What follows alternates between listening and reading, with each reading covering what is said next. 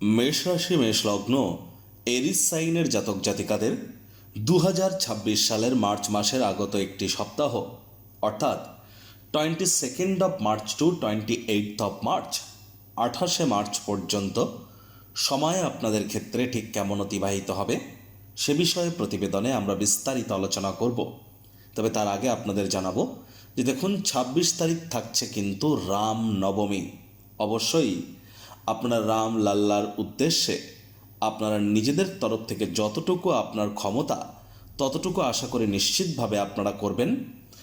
আর এই প্রতিবেদনটি কেন অত্যন্ত গুরুত্বপূর্ণ, কারণ এই সাপ্তাহিক রাশিফলে কিন্তু আমরা আপনাদের ক্ষেত্রে গ্রহগত গোচরের সাথে সাথে নক্ষত্রগত গোচর নিয়েও আলোচনা করি এবং একটানা 7 দিন ঠিক কেমন অতিবাহিত হবে দিন বাই দিন ধরে ধরে আমরা আলোচনা করে থাকি মোরাললেস আপনাদের জীবনের প্রতিটি ক্ষেত্র নিয়ে। আর এই সপ্তাহে আমরা কিন্তু বুধকে মার্গী হতে দেখছি, মার্গী বুধকে দেখতে পাবো। একই সাথে কিন্তু শুক্র আপনাদের রাশিতে গোচর করতে চলেছে এ সপ্তাহেই। আবার 7.5 প্রথম চরণ তো আপনাদের চলছে, বৃহস্পতি কিন্তু মার্গী হয়েছে, জড়ত্ব যোগ অঙ্গারক যোগ স্টে করছে। তাহলে স্কিপ না করে পুরোটাই শুনুন যদি ভিডিওটির প্রকৃত মর্মার্থ আপনারা উপলব্ধি করতে চান। পরিশেষে যেমন প্রতিকার নিয়ে আলোচনায় আমরা থাকি তেমনটি তো আছি। আলোচনাটি ইন জেনারেল হবে, অর্থাৎ এই পৃথিবীতে যতজন মেষ রাশির জাতক জাতিকা আছেন আলোচনাটি তাদের প্রত্যেকের জন্য।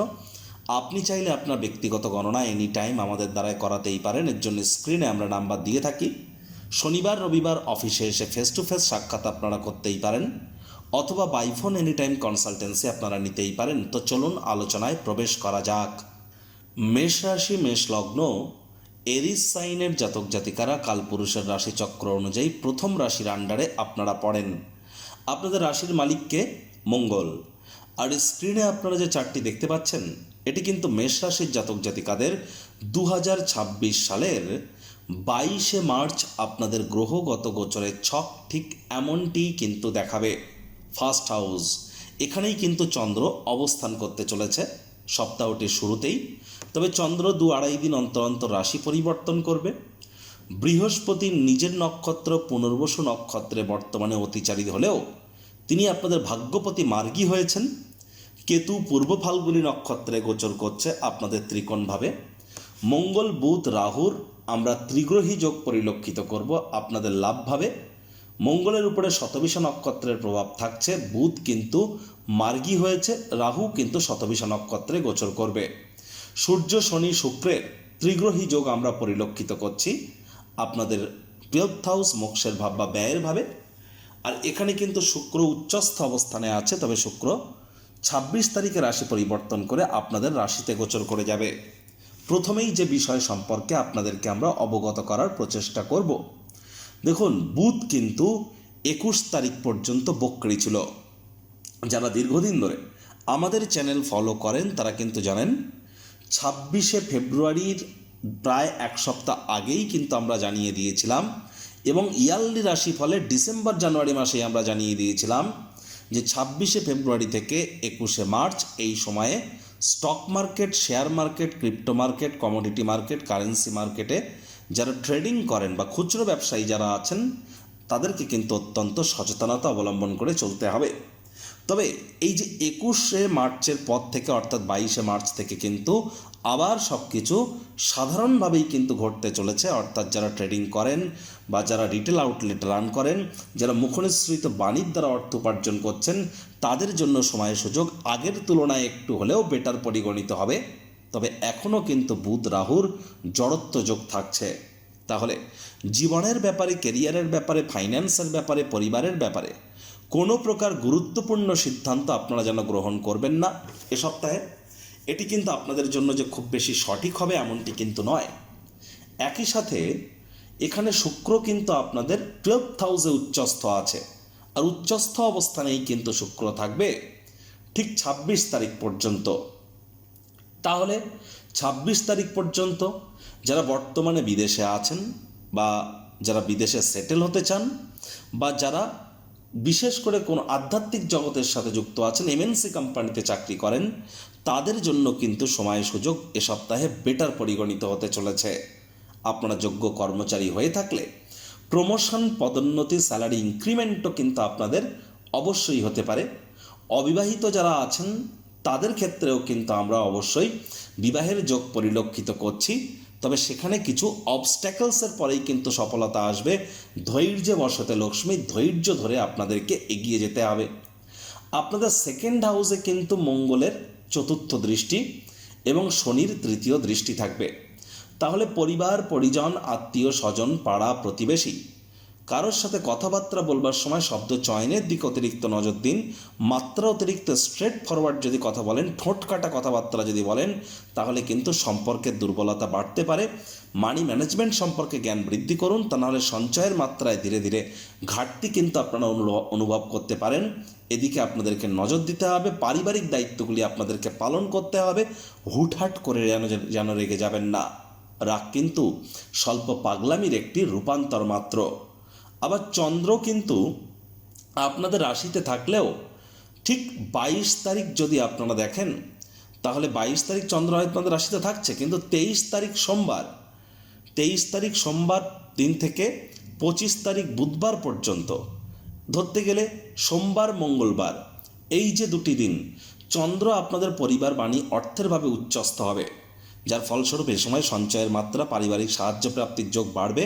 তবে পরিবারে কোনো সদস্যের কিন্তু এ সময় স্বাস্থ্যহানি হতে পারে, এ বিষয়ে আপনাদেরকে একটু নজর রাখতে হবে। চন্দ্রগুরুর সংযোগ আমরা পরিলক্ষিত করব যদি আপনারা দেখেন, তাহলে কিন্তু বুধবার, বৃহস্পতিবার, এই যে দুটি দিন চন্দ্রগুরুর সংযোগ আপনাদের পরাক্রমের ভাবে ভাগ্যের মজবুতিকে বৃদ্ধি করতে সাহায্য করবে। বুধবার, বৃহস্পতিবার ভাগ্যের তরফ থেকে পূর্ণ সমর্থন আপনারা প্রাপ্তি করবেন, পিতার তরফ থেকে সমর্থন প্রাপ্তি করবেন, পিতার শরীর স্বাস্থ্যের উন্নতি, পিতার কর্মের উন্নতি, তীর্থযাত্রা, তীর্থ ভ্রমণের সুযোগ প্রাপ্তি করা, হায়ার স্টাডিজ যারা করছেন তাদের জন্য সময় সুযোগ বেটার থাকা, এগুলি কিন্তু আপনারা পরিলক্ষিত করতে চলেছেন। আবার শুক্রবার দিন কিন্তু চন্দ্র গোচর করে যাবে কোথায়? আপনাদের সুখভাবে। আর সুখভাবের মালিক চন্দ্র সুখভাবে গোচর করে যাবে শুক্রবার সকাল 9:35। তাহলে শুক্র শনি এই যে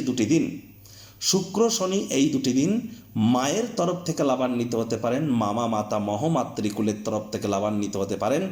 আপনাদের নতুন জমি, বাড়ি, গাড়ি, এগুলি ম্যাটেরিয়াল কমফোর্ট, সুখ, শান্তি, সমৃদ্ধি প্রাপ্তির যোগ পরিলক্ষিত হচ্ছে। আপনাদের মধ্যে অনেকেই কিন্তু 26 তারিখের আগে লাক্সারি কোনো আইটেম ক্রয় করার জন্য কিছু অর্থ ব্যয় করতে পারেন। শ্বশুর মশাইয়ের তরফ থেকে উপকৃত হতে পারেন। শরীর স্বাস্থ্যেরও উন্নতির যোগ আমরা পরিলক্ষিত করব।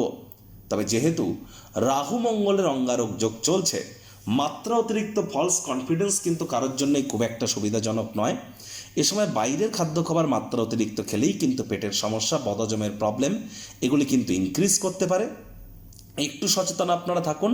তবে যাদের বৃহস্পতির মহাদশা অন্তর্দশা চলছে এবং জন্মছকে বৃহস্পতি মজবুত পজিশনে আছে, তাদেরকে অতটা টেনশন নেওয়ার প্রয়োজন নেই।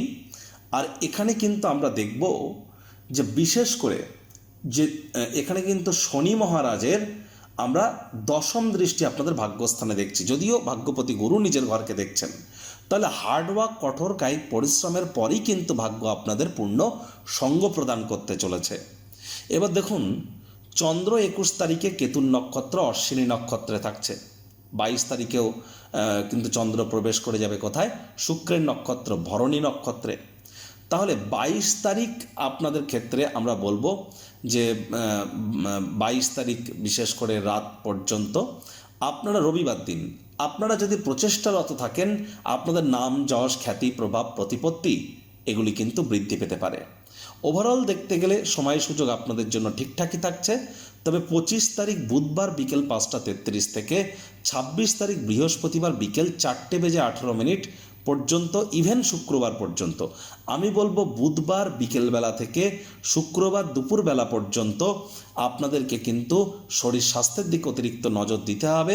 মস্তিষ্ক কিন্তু ভ্রমিত হতে পারে, না চাইতেও কোনো ভুল কিন্তু আপনারা করে বসতে পারেন, যার কারণে পরে অনুশোচনা করবেন।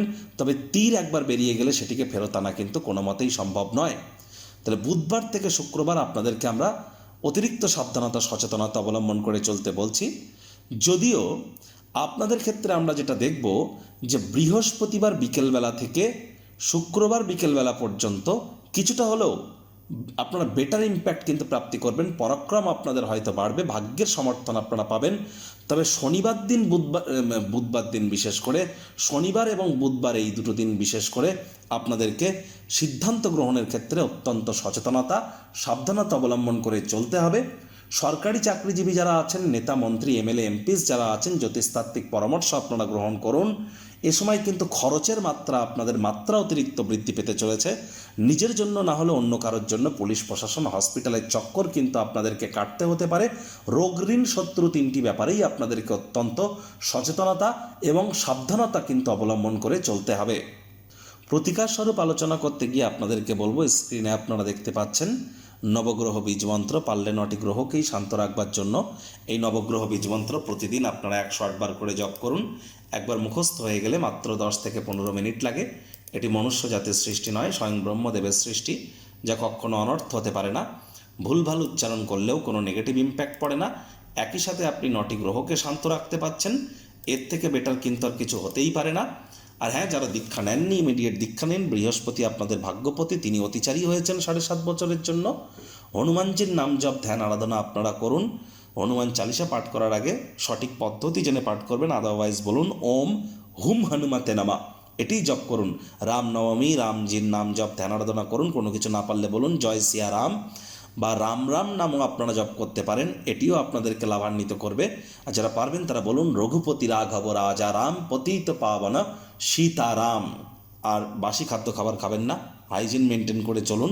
সময়ের কাজ সময়ে করার চেষ্টা করুন। ধর্মপ্রাণ কর্মনিষ্ঠ মাতৃভক্ত হন, তাহলে 7.5 চলাকালীনও আপনারা বেটার ইম্প্যাক্ট কিন্তু প্রাপ্তি করতে পারেন।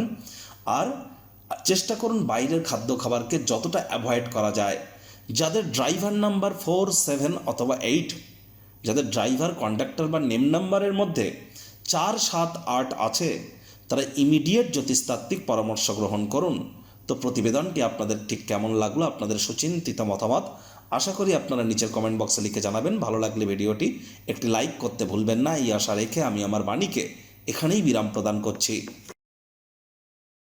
সংসারে অশান্তি, প্রেমে বাধা বা বিবাহে অনিশ্চয়তা, ব্যবসাতে ক্ষতি বা চাকরিতে ডামাডোল, অসুস্থতা, দুঃখ, দারিদ্রতা থেকে কিছুতেই রেহাই মিলছে না, পরীক্ষায় ফেল, তাহলে আর দেরি কেন?